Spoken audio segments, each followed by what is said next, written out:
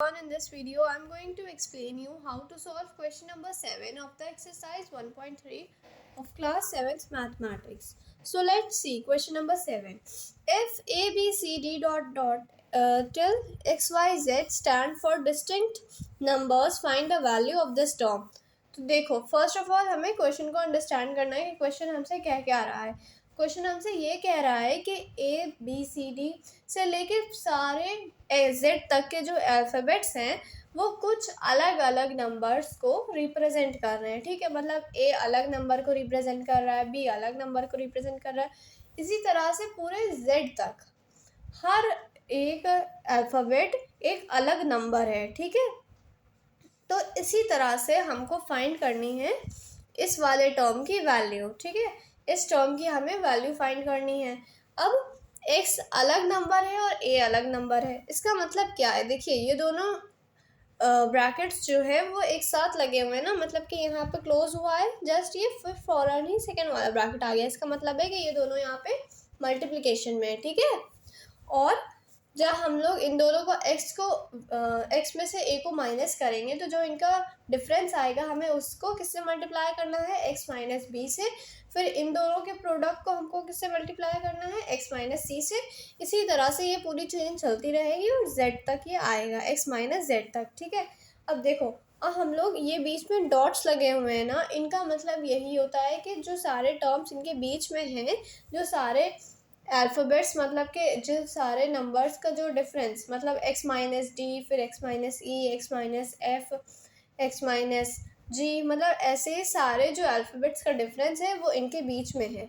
मतलब कि वो सभी इंक्लूड हो रहा है इस पूरे टर्म में, वो भी इंक्लूड हो रहा है। तो देखो हम लोग पहले तो इसको ऐसे ही लिख लेंगे और फिर देखिए इसके x माइनस सी के जस्ट बाद वाला टर्म क्या लिख सकते हैं हम लोग? x minus D. ऐसे ही पूरा हम लोग लिख सकते हैं x minus E, X minus F.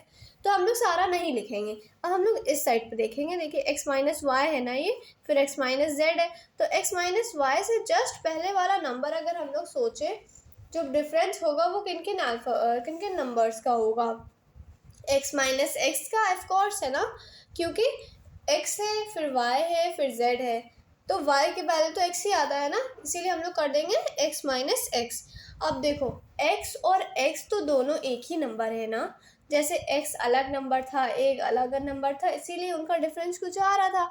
लेकिन अब जब x को ही हम लोग x में से माइनस कर देंगे, क्या करेंगे? x ही को x में से माइनस कर देंगे तो हमें क्या मिलेगा? हमें तो ज़ीरो मिल जाएगा। कैसे? क्योंकि जैसे हम लोग 1 में से 1 को माइनस करते हैं तो क्या मिलता है?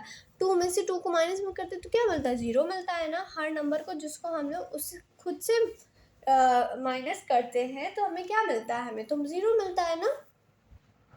इसी तरह जब हम लोग x को x में से माइनस करेंगे तो हमें क्या मिलेगा? हमें ज़ीरो मिलेगा। ठीक है, और अब देखो क्या हो जाएगा? x minus A, X minus B, X minus C, ऐसे ही सारे नंबर्स का difference till x minus X. अब x माइनस एक्स हमारा ज़ीरो आ गया, तो हम जब ज़ीरो को इनमें मल्टीप्लाई करेंगे तो हमारा आंसर क्या आएगा? हमारा आंसर तो ज़ीरो आ जाएगा ना। क्यों? क्योंकि जब भी हम लोग कोई भी नंबर को ज़ीरो में मल्टीप्लाई करते हैं तो हमें क्या मिलता है? हमें तो ज़ीरो मिलता है। और ये सारे नंबर्स जो हैं, सारे डिफरेंसेस सब आपस में क्या है? सब आपस में तो मल्टीप्लिकेशन में है ना। तो इन सबको मल्टीप्लाई करके हमें कुछ भी मिल जाएगा। अगर हम लोग उनमें फिर हम लोग को तो ज़ीरो भी मल्टीप्लाई करना है ना, क्योंकि एक टाइम तो ऐसा आएगा ना कि हम लोग अगर सारे लिख देंगे x minus A, X minus B, X minus C, सारे लाइन से लिख देंगे x माइनस एक्स तक, तो हमें तो फिर उन सबको मल्टीप्लाई तो करना पड़ेगा ना x माइनस एक्स से, जो कि ज़ीरो है। तो जब हम उनको मल्टीप्लाई करेंगे ज़ीरो से तो हमें क्या मिलेगा? ज़ीरो। इसीलिए जो आंसर होगा क्वेश्चन नंबर 7 का वो क्या है? Zero. Now let's see question number 8. Find the smallest integer n so that 5 into 12 into n is a product of 3 consecutive integers. ये क्वेश्चन मैंने आपको नेक्स्ट वीडियो में एक्सप्लेन किया हुआ है, बट थोड़ा सा यहाँ पे इस वीडियो में इंट्रो दे देती हूँ। क्या है? देखो ये हमें दिया गया है कि हमें फाइंड करना है n एक स्मॉलेस्ट इंटीजर, जिससे कि क्या हो जाए, जिससे कि ये 5 multiplied by 12 multiplied by n product बन जाए 3 कॉन्जिक्यूटिव इंटीजर्स का।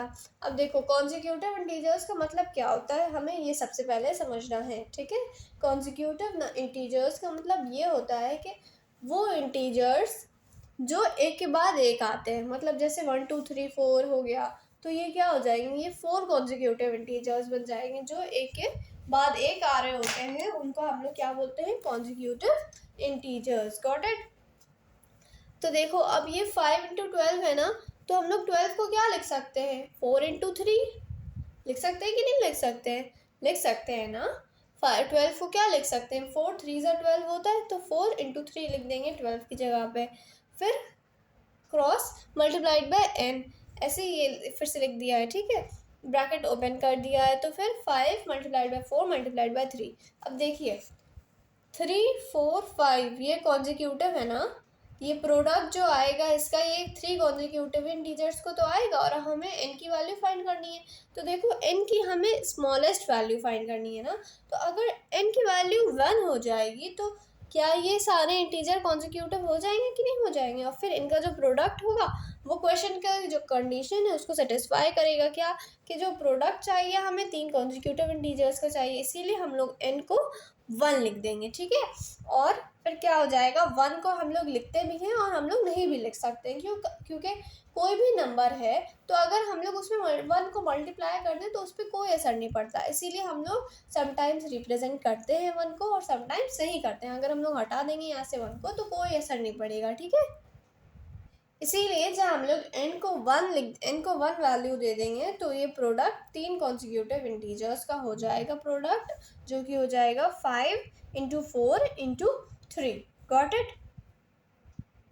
सो चलिए हम इसका प्रोडक्ट भी फाइंड कर लेते हैं, जो कि हो जाएगा 5 4 12, 5 4 20, 20 मल्टीप्लाइड बाय 3 जो कि हो जाएगा फिर 60, ठीक है। इसी क्या हो गया हमारा 60, क्या है 60 3 कॉन्जिक्यूटिव इंटीजर्स का प्रोडक्ट हो गया। So that's all for today. If you haven't watch the videos of the on preceding questions of the same exercise, so go and first watch them, they are very important questions.